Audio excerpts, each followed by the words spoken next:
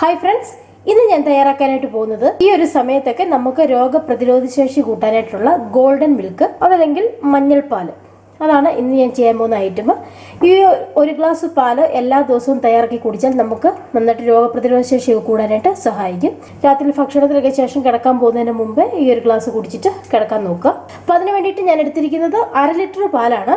മഞ്ഞൾപ്പൊടി, നിങ്ങൾ മഞ്ഞൾപ്പൊടി എടുക്കുമ്പോൾ പാക്കറ്റ് മഞ്ഞൾ അല്ലാതെ ഓർഗാനിക് ആയിട്ട് പൊടിച്ചെടുത്ത മഞ്ഞൾ മില്ലിലൊക്കെ പോയിട്ട് വാങ്ങിക്കാൻ ശ്രദ്ധിക്കുക. അപ്പോൾ നമുക്ക് നല്ല മഞ്ഞൾപ്പൊടി കിട്ടുവാണെങ്കിൽ അതാണ് ഏറ്റവും ബെസ്റ്റ്.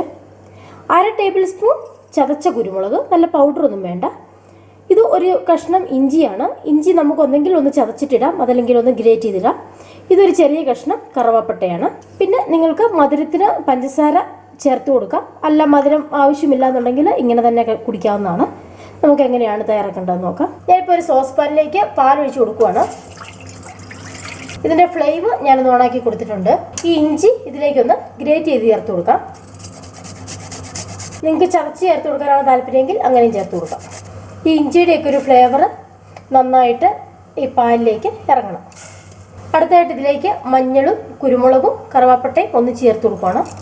നമുക്കിതൊന്ന് ഇളക്കി കൊടുത്ത് തിളപ്പിക്കാം. നിങ്ങൾക്ക് കുറച്ചുകൂടെ മഞ്ഞൾപ്പൊടിയുടെ ടേസ്റ്റ് കുഴപ്പമില്ലാന്നുണ്ടെങ്കിൽ അല്പം മഞ്ഞൾപ്പൊടി ചേർത്ത് കൊടുക്കുന്നതിൽ ഒരു കുഴപ്പമില്ല. മഞ്ഞൾ നമുക്ക് നന്നായിട്ട് രോഗപ്രതിരോധ ശേഷി നൽകാൻ ഏറ്റവും നല്ല സാധനമാണ്.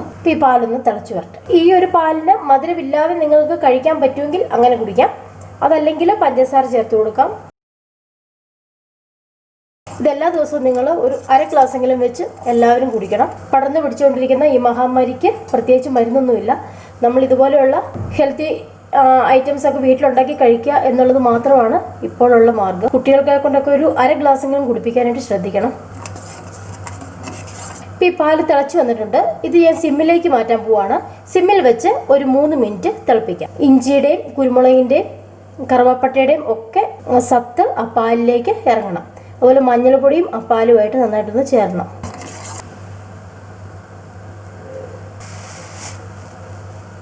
ഇത്രയും മതി. നമുക്ക് ഫ്ലെയിം ഓഫ് ചെയ്യാം. ഈ പാല് ഞാനൊന്ന് അരിച്ചെടുക്കുവാണ്. ഈ പാല് നമുക്കൊന്ന് നന്നായിട്ട് അടിച്ചെടുക്കാം. ഇങ്ങനെ ഈ പാൽ അടിച്ചു വെച്ചിരുന്നു കഴിഞ്ഞാൽ ഇതിൽ പാട ചൂടില്ല.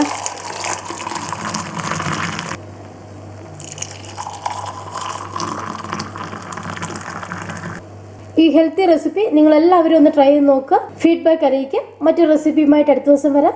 Take care. ബൈ.